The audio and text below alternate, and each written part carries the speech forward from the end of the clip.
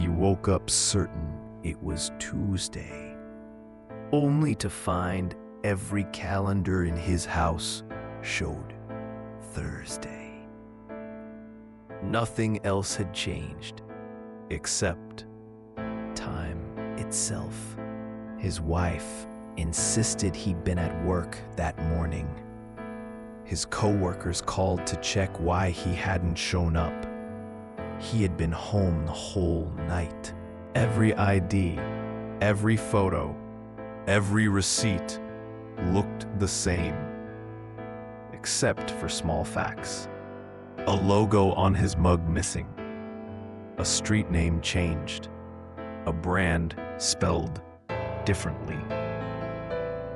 He took a photo of himself at the mirror and compared it to one from last week.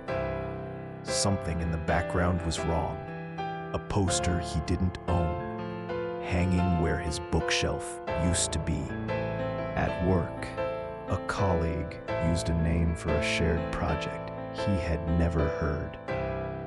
Files on the office server contained emails addressed to someone who looked like him, but with a different middle name. He visited the town library to check archives, newspaper clippings, recorded events he didn't remember. Patterns of dates were shifted by days, like a subtle, invisible hand had nudged history. Friends laughed and called him forgetful. Online threads dismissed him as a meme. But then others started replying. People who claimed similar, small differences had happened to them too. A video surfaced. A grainy clip of a man stepping through an alley, then blinking into a street that did not exist on any map. The clip's timestamp matched the night he slept at home. He checked his passport and noticed a tiny government stamp he had never seen.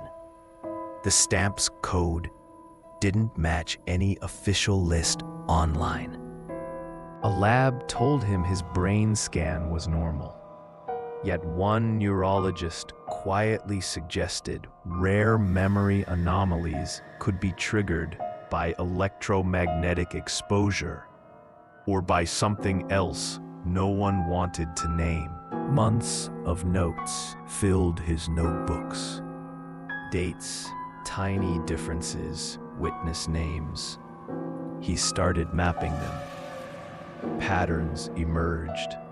All discrepancies clustered near certain urban landmarks. He returned to one of those landmarks, a disused subway entrance. The metal plate there had a number etched in a style that matched the unknown passport stamp. A retired engineer told him a story.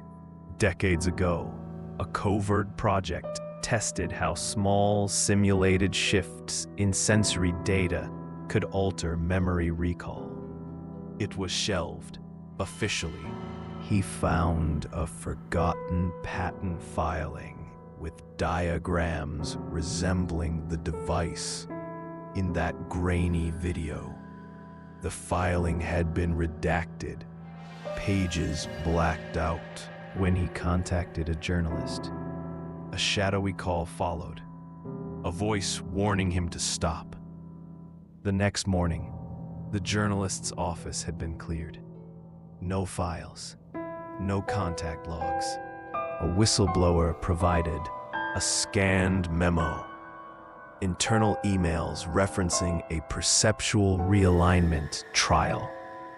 The memo used euphemisms, but the intent was unmistakable. He set up a camera at the subway entrance for 1 week. On the 4th night, a soft ripple passed through the feed, like a heat haze, and a commuter walked through it and vanished from the next frame.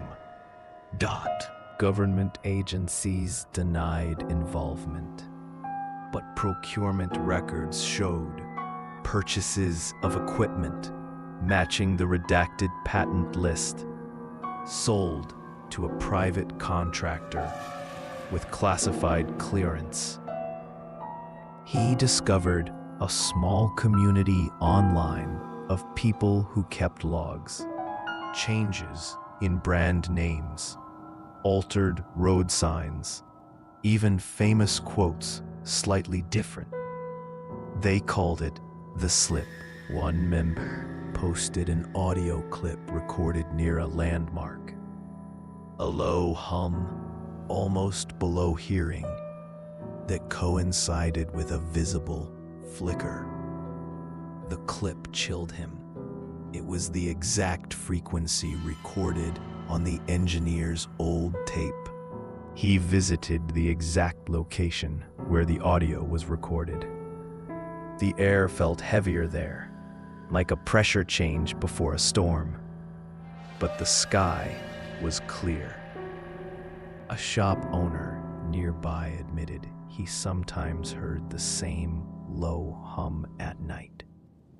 He said it made his lights flicker, even though the power company never detected a fault. The man compared the flicker timings with city grid data. Shockingly, the power dips aligned with the landmarks on his map, forming a near-perfect geometric pattern. He brought a compass to the site. Each time the hum rose, the needle twitched a few degrees off true north, then snapped back when the hum faded. A physicist he consulted suggested the anomaly might be caused by magnetic interference, or in rare cases, by overlapping electromagnetic fields from undisclosed equipment. But something bothered him. The equipment needed to create such interference would be massive. Yet, no such machines were ever registered inside the city. One night, he camped near the abandoned subway entrance. At 3:14 a.m., the ground vibrated, soft, rhythmic, like machinery humming deep underground. He followed the vibration to a steel hatch hidden behind brush. The hatch had no official markings, except for the same stamped code from his passport. The hatch was warm, as if something powerful operated just beneath it. Yet his thermal camera showed no heat signatures escaping. He knocked. A faint echo answered, not metallic, but hollow, like a chamber far larger than the space beneath the street. The next morning, the hatch was gone. In its place, fresh pavement, perfectly smooth, as if the ground had never been disturbed. He returned home to find his notes rearranged. Not missing, just reorganized. Someone had clearly been inside, but nothing else was touched. His security camera footage showed a blank gap.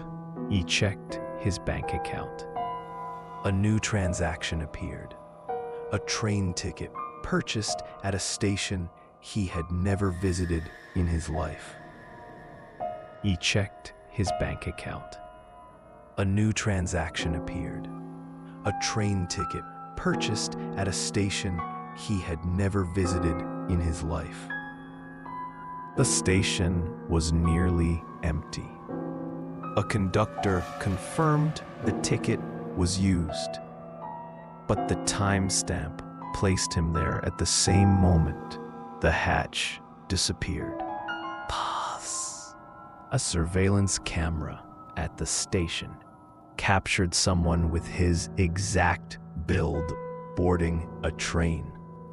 The face was blurred, not by motion, but by the camera itself. Experts told him the blur effect looked deliberate, similar to automated redaction tools used by intelligence agencies. He requested station logs. The clerk hesitated before admitting the footage was backed up to a private server, not owned by the city. When he looked up the server ID, it traced back to a contractor specializing in cognitive research and sensory manipulation systems. That night, he realized the pattern. Every anomaly, every discrepancy, every missing minute pointed to one possibility. Someone, somewhere, was testing controlled shifts in perception. His headaches intensified. Not painful, just sharp pulses that came and went. Whenever he approached one of the marked locations on his map, during one pulse, his vision flickered. For half a second, he saw a structure superimposed onto reality. A metallic corridor where the street should be. He tested it again. He walked away. The flicker vanished. He stepped closer. The corridor returned, clearer this time. It wasn't a hallucination. His camera captured the flicker too, just one frame at a time, like the environment was glitching around him. He compared the glitch frames. Each frame showed a symbol, a triangle intersecting a circle, exactly like the stamp on his passport. He realized the truth. Someone had trained him, or programmed him. These locations were triggers, designed to activate something he wasn't supposed to remember. He dug deeper into the company linked to the server. Their research focus: memory partitioning and selective cognitive gating. One archived patent described a procedure to temporarily overwrite travel memories and replace them with fabricated ones, including train stations, hotels, even street details. He checked his old phone backups. To his horror, he found photos he didn't remember taking of tunnels, metal corridors, and sealed doors. The metadata placed him underground, exactly beneath the location where the hatch had been before it disappeared. He confronted the physicist again. This time, the physicist refused to speak and simply said, "They don't want you back down there." "Who are they?" he asked. The physicist only whispered, "The ones who taught you to forget." That night, he followed the audio hum one last time. It led him to a construction site, one that didn't exist on city maps. Inside the site, workers wore identical badges with the same triangle circle symbol. They ignored him completely, as if he wasn't supposed to stand out to them. He slipped inside a temporary office. On a monitor, he found a file labeled with his name, containing logs of every memory intervention session he had never known he attended. The last entry was dated tomorrow. A session scheduled for him. Location: Lower access facility, Sector 3. Sector 3 was the same place he had glimpsed during the glitch. The metallic corridor under the city. He realized the truth. The gaps in his memory weren't accidents. They were maintenance. Routine updates for something he had once agreed to. But the biggest question remained. Why had he agreed? And what part of himself had he allowed them to rewrite? He checked the file again. One final line blinked at the bottom. Subject has begun remembering. Activate containment protocol. And the hum began, louder than ever.